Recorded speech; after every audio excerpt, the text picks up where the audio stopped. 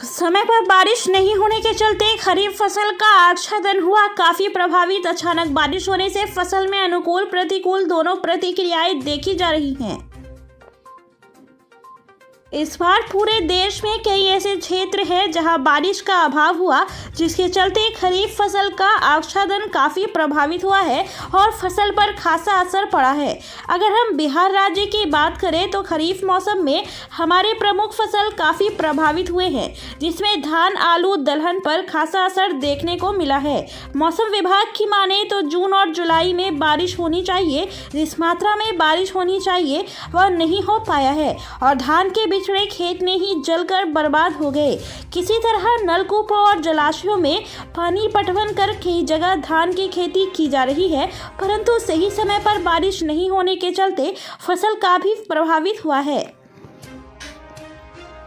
वहीं बिहार कृषि विश्वविद्यालय सबौर के निदेशक और रिसर्च डॉक्टर पीके सिंह ने बताया कि पिछली बार के वनस्पति इस बार किसान काफ़ी प्रभावित होंगे, क्योंकि समय पर बारिश नहीं हुई है और अभी 2 दिन पहले जो बारिश हुई है उससे बहुत ज़्यादा खासा असर देखने को नहीं मिलेगा। जहां तक आलू और दलहन को नुकसान नहीं पहुंचेगा, धान जैसे फसल को थोड़ा बहुत फ़ायदा मिल सकता है। कुल मिलाकर यह कहा जा सकता है कि इस बार धान की फसल पर बरसात का खासा असर रहा।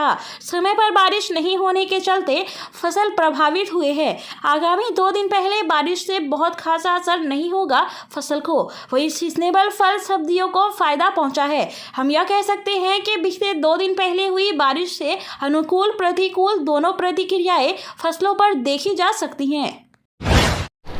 इस बार पूरे देश में देखा गया है, बहुत सारे क्षेत्र हैं जहां पर बारिश का अभाव हुआ और उसके चलते हमारे जो खरीफ का आच्छादन होना चाहिए विभिन्न फसलों का, वो बहुत ज़्यादा प्रभावित हुआ है।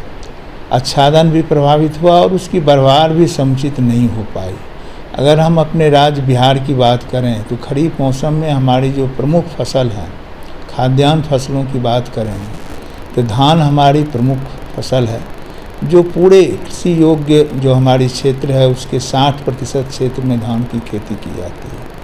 लेकिन इस बार जो सही समय क्या, पूरे वर्षा का जो सीज़न है हमारे यहाँ 3 माह का सीज़न चलता है, जुलाई, अगस्त, सितंबर, इसमें जो बारिश का वितरण भी काफ़ी अनियमित रही और जो कुछ बारिश हुई कहीं आवश्यकता से बहुत कम हुई और परिणाम उसका हुआ है कि भागलपुर ऐसे क्षेत्र में मात्र 50% क्षेत्र में ही धान की किसी तरह से रुपाई संभव हो पाई और जो भी क्षेत्र में आच्छादन हुआ उसकी प्रबंधन में किसानों की कमर टूट रही थी। हालांकि सरकार के द्वारा उन्हें डीजल का अनुदान भरपूर दिया जा रहा है और किसी तरह से अपनी फसल को वो बचा पा रहे थे, लेकिन ये जो 2 दिन पहले बारिश हुई है, ये बारिश हमारे समझ से खाद्यान्न फसलों के लिए एक वरदान साबित होगा। ये 2 तरह से वरदान साबित होंगे। एक तो जो हमारी खड़ी फसल धान है जिसमें अब बाली निकलने का समय है, ऐसी अवस्था में नमी का बना रहना अत्यंत आवश्यक है। उसी से हमारे दाने पुष्ट होते हैं और भरपूर बालियां भी निकलती हैं। तो इस समय बारिश होकर उन जो धान की फसलें, खड़ी फसल है किसानों का, उसको एक नई जान आई है और हम आशा करते हैं जो भी फसल है उससे अच्छी पैदावार उससे मिलेगी। साथ ही साथ जो एक बहुत बड़ा भूभाग इस बार आच्छादित नहीं हो पाया बारिश के जल के अभाव में, उन क्षेत्रों में किसानों को जो रबी मौसम में तिलहनी और दलहनी फसलों को लगाना था, उसके लिए भी बुआई के समय आने ही वाला, लेकिन नमी का डिप्लीशन हो रहा था धीरे धीरे। ऐसी स्थिति में उनके लिए उन फसलों की बुआई भी एक चुनौती बन गई थी और ये बारिश होने से अब उनको एक लंबा स्पैन मिलेगा। तब तक हम समझते हैं कि तापमान भी दलहनी और तिलहनी फसलों के बुआई के लिए अनुकूल हो जाएगा और रबी के फसलों का आच्छादन किसान समुचित रूप से कर पाएंगे।